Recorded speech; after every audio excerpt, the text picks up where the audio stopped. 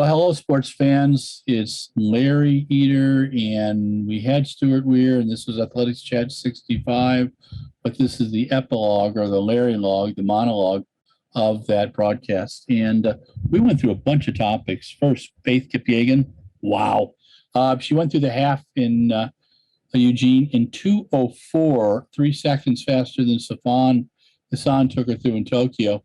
Ran a 3:53 as opposed to her 3:51 big time earlier in the season. But you know what? Faith has been amazing. And think about it. Major championships that she's lost was just 2:19 in Doha pretty soon after having had her baby. And you know what?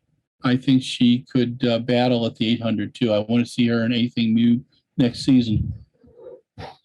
To Elaine Thompson. Elaine Thompson is the sprinter not only of the moment, but perhaps one of the greatest sprinters of all times. Her 10:54 was brilliant, great start, beautiful middle of the race, and she did something that all coaches and athletes should watch. She ran through the finish line. Shelly-Ann Fraser-Price, 10:73. Second place, Stuart and I think that Shelly-Ann has something to show us before the end of the season. Shikari finished last, 11:19. I'm not sure that's really a surprise after having a month off. What I wasn't real happy with was I know what she was trying to do is tell her fans that she's not giving up. She just needs some races, and I think she needs some races too. But there's a way to show that you are a talented athlete and that you're not giving up. And there's also a way to show respect to the athletes you're competing with. And I hope Shikari and her team can think about that. I think she's a wonderful athlete, and she's sure a lot of fun to watch. And I really enjoy her and would love to interview her. But I just thought it was a little disrespectful after having participated in a race where the Olympic gold medalist runs the second fastest time in history. So that's my 2 cents on that. Jakob the Magnificent, Jakob Ingebrigtsen, is at the top of his game. I think we're going to see that perhaps for the next 6 or 7 years. He's a very talented athlete. What makes him so good? A frighteningly high oxygen uptake level, cross-country skiing as a kid, and the way that they train using speed play, using high-intensity tempo work, high-intensity intervals. The guy can sleep doing a 3:35 pace or a 3:32 pace. Ryan the Incredible, Ryan Krauser, shot put. I still think Ryan can break the world record again this season. Not sure if we'll see him compete anymore. Was curious why he wasn't in the celebration on Friday night at Pre. My guess is he wanted to stay off his feet. But I just thought he was the only gold medalist who wasn't in the fray and wasn't celebrated, and I was kind of sad about that. Lausanne, Brussels, and Zurich will all be fine meets. Brussels will have a 10,000-meter world record attempt.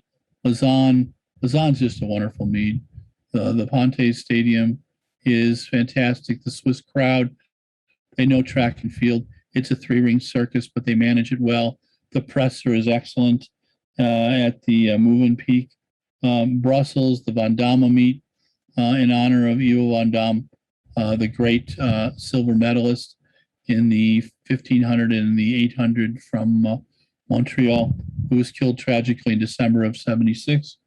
Zurich at the Weltklasse. Weltklasse, I think one of the top 2 stadiums in the world to watch track and field. I got to spend 10 days there in the European Champs in 14, which was fab. I've gone to a bunch of the Weltklasse meets.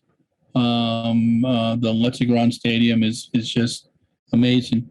And I'm sad I'm going to miss those meets, but pretty much because of COVID, staying home so we can be around for many more seasons. Upcoming marathon season, the Run Check people just canceled the Run Prague Marathon because They don't think they can keep 18,000 people safe. Most of the other majors are running this fall.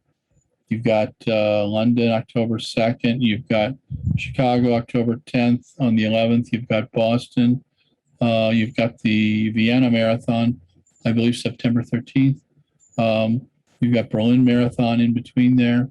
Most of the marathons in the fall. And in fact, London's gone so far as for 2022, they're going to do the race in the fall instead of the spring.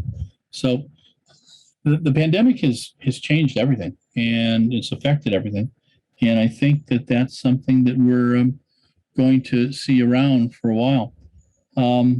Next summer, World Champs, Commonwealth Games, and European Championships, one after the other. Stewart seems to think that a lot of the athletes who will compete in the Commonwealth Games may make that a secondary event because they're not getting paid and because of how quick world and Europeans are.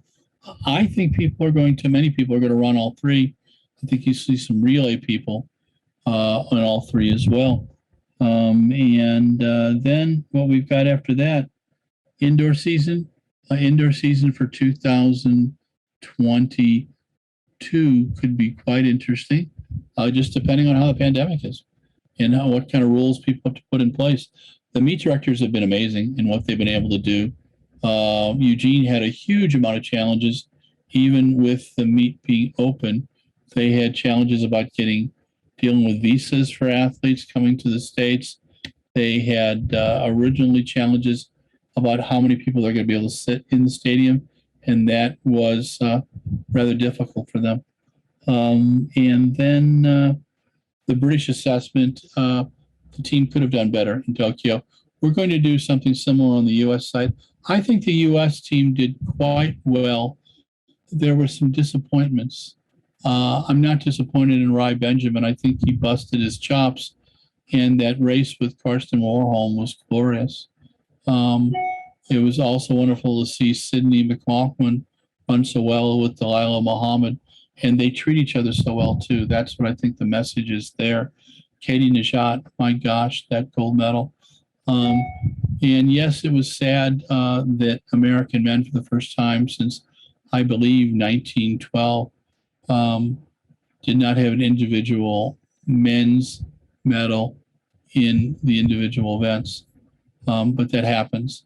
My most disappointing was the men's 4x1, not because of what happened with the athletes, but because we've had the ability to take care of that problem for 40 years and we don't. And USATF needs to hold the coaches accountable or hold themselves accountable, because it's totally unacceptable to send athletes unprepared, and they're not prepared when you've done 2 handoffs, when you compare that to the British women who have done 200 handoffs by the time they got to Tokyo. And those are things that people think about. It just shouldn't happen. I shouldn't have to be talking about this every championship, one U.S. team or another screwing something up. It makes no sense. When you've got the best sprinters, what you got to do is get them around the track. Maybe read the article that Carl Lewis and Leroy Burrell wrote for us and learn something from it. I know some people don't like to think they can learn anything from Carl Lewis, Leroy Burrell. Well, they can, and it's just horseshit that they don't. So pull the egos out, bring us a couple medals home. And I'm tired of athletes being embarrassed because they haven't enough time to practice. Unacceptable.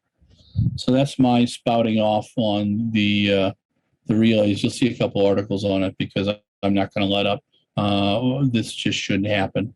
And with the $40 million Nike's giving us as a sponsor, if I was representing Nike, I'd be sitting there going, hey, guys, Indy, hello, get this fixed. Yeah, no. Just get this fixed. No. Get this fixed and hang up. And they should be able to get it fixed.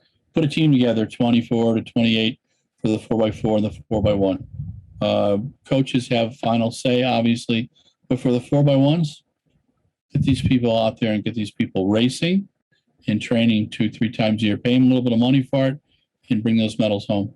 There is no excuse for us not getting golds in the 4x1s and the 4x4s. Just none.